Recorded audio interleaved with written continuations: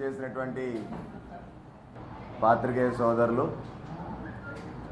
Electronic media ప్రతినిధులు, cameraman సోదరులు, photographer సోదరులు అందరికీ కూడా పేరు పేరున హృదయపూర్వకంగా కృతజ్ఞతలు తెలుపుతా ఉన్నాం. జనసేన పార్టీ కూటమి ప్రభుత్వం ఎప్పుడూ కూడా పేదలకి, బడుగు బలహీన వర్గాలకి, దళిత గిరిజనుల రైతులు పక్షపాతి ప్రభుత్వంగా ఉంటుంది అని చెప్పి త్రికరణ శుద్ధితో విశ్వసించి రాష్ట్ర ప్రజలందరూ కూడా కూటమి ప్రభుత్వానికి ఆశీర్వదించి పట్టం కట్టినటువంటి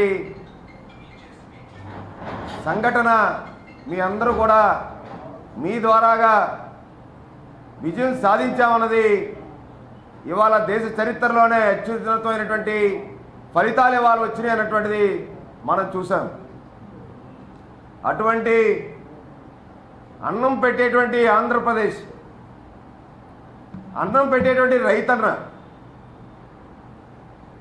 పేద రైతుల అసైన్డ్ ల్యాండ్స్ని జగన్మోహన్ రెడ్డి ప్రభుత్వం పేదలకి అండగా ఉంటారని చెప్పి నమ్మబలికి దళిత గిరిజనుల భూములేని నిరుపేదల అసైన్డ్ ల్యాండ్స్ 2 దశాబ్దాలు పైగా వాళ్ళ అనుభవంలో ఉండి వాళ్ళ బిడ్డల భవిష్యత్తు కోసం వాళ్ళు సాగు చేసుకున్నటువంటి ఆ భూముల్ని జగన్మోహన్ రెడ్డి ప్రభుత్వం ఎన్నికల 4 నెలలు సమీపిస్తున్నటువంటి తరుణంలో సాక్షాత్తు మాజీ chief secretary doctor KS Jawahar Reddy, అలాగే అమ్ముకోవడానికి హక్కు కల్పిస్తే పేద రైతులకి విముక్తి చెందుతారు, వాళ్ళు స్వేచ్ఛగా వాళ్ళ భూములు అమ్ముకుంటారని చెప్పి రాష్ట్ర ప్రజలను, తెలుగు ప్రజల యొక్క పేద రైతుల్ని, అమాయక రైతుల్ని దోచుకోవడానికి ఒక స్కీమ్ రచించి ఆ స్కీమ్లో భాగంగా పెద్ద భారీ స్కామ్ చేశారు. సాక్షాత్తు సిసిఎల్ అనిచ్చే ప్రొసీడింగ్స్ మొత్తం అంతా కూడా ఇది రాష్ట్రంలో ఉన్నటువంటి 19/1/2024 నాటికి అసైన్డ్ ల్యాండ్స్ ఎన్ని లక్షల ఎకరాలు ఫ్రీ హోల్డ్ పట్టాలు ఇవ్వాలి, ఏమాత్రం మీరు క్లియర్ చేశారు, ఇంకా పెండింగ్ ఉన్నటువంటి స్థితి ఏంటి, పర్సంటేజ్ ఎంత వచ్చింది ఏ జిల్లాకని చెప్పి 26 జిల్లాలది ఇవి 11,49,582.86 ఎకరాలు రాష్ట్రంలో. ఇవి ఆ రోజు గణాంకాలు. ఇవి దీని తర్వాత ఇంకా పెరుగున్నాయి తప్ప ఇంకా తగ్గలేదు.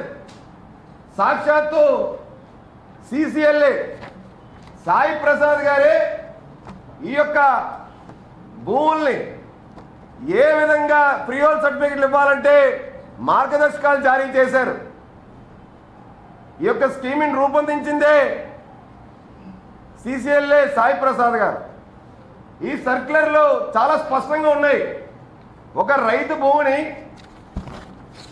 ఐడెంటిఫై చేసి ఆ అసైన్డ్ దారుని పట్టాన్ని నిర్ధారించాలంటే ఆ యొక్క రికార్డ్స్ వెరిఫై చేయాలి, భూమి మీద ఎవరున్నారో చెక్ చేయాలి, ఆ రైతు తాలూకా పేరు, ఆ రైతు కుటుంబీకులు వారసులా లేకపోతే రైతే ఉన్నారా అని ఆ చుట్టుపక్కల ఉన్నటువంటి భూ యజమానుల్ని పిలిచి సరిహద్దుల్లో భూ సాగు ఎవరు చేస్తారో వెరిఫై చేయాలి. ఇవన్నీ చేయాలంటే, అసైన్డ్ భూముల్ని కొట్టేయాలంటే సాయి ప్రసాద్ గారు ఒక కార్యాచరణ రూపొందించారు. రాష్ట్ర వ్యాప్తంగా భూముల్ని రీసర్వే చేసేటువంటి భూముల్ని ఎవరెవరి పేర్ల మీద ఉన్నాయో చెక్ చేసి ఎక్కడైతే అసైన్డ్ భూములు ఉన్నాయో, ఎక్కడైతే భూమి ఉన్నా కానీ యజమానులు లేరో, ఎక్కడైతే భూమి ఉన్నా కానీ దేశ విదేశాల్లో ఎన్ఆర్ఐలు ఉన్నప్పటికీ కూడా ఆ భూములు ఎవరో పేరు మీద ఉన్నాయి. ఇవన్నీ కూడా కూలంకుషంగా రాష్ట్ర సమాచారం మొత్తాన్ని సాయి ప్రసాద్ గారు సీడీ రూపంలో జాగ్రత్తగా తెచ్చిపెట్టుకొని ఆ యొక్క అసైన్డ్ భూములు ఎవరి పేర్లు ఉన్నాయో వాళ్ళని చీఫ్ సెక్రటరీ జవహర్ రెడ్డి గారు అన్యాయాలు, వైసీపీ మంత్రులు ఎమ్మెల్యేల తాలూకా అన్యాయాలు, వాళ్ళని వాళ్ళ దగ్గర పంపించి బలవంతంగా పేద అమాయక రైతుల దగ్గర నుంచి వీళ్ళ భూములను అగ్రిమెంట్లు చేసుకొని ఎవరైతే ఆ భూమి మీద రీసర్వే చేసేటప్పుడు ఆ భూమి యొక్క యజమాని ఎవరైతే లేరో, ఆ భూమి యజమాని లేకపోతే స్థానికంగా ఉన్నటువంటి వైసీపీ నాయకుల పేర్లని సుమోటోగా పెట్టి వీళ్ళ బినామీలని, ఐఏఎస్ బినామీలని సుమోటోగా పెట్టి వాళ్ళ పేర్లని వెబ్లాండ్లో ఎక్కించేసి వాళ్ళకి ఫ్రీ హోల్డ్ సర్టిఫికెట్లు ఇచ్చేసి భూములు కొట్టేశారు.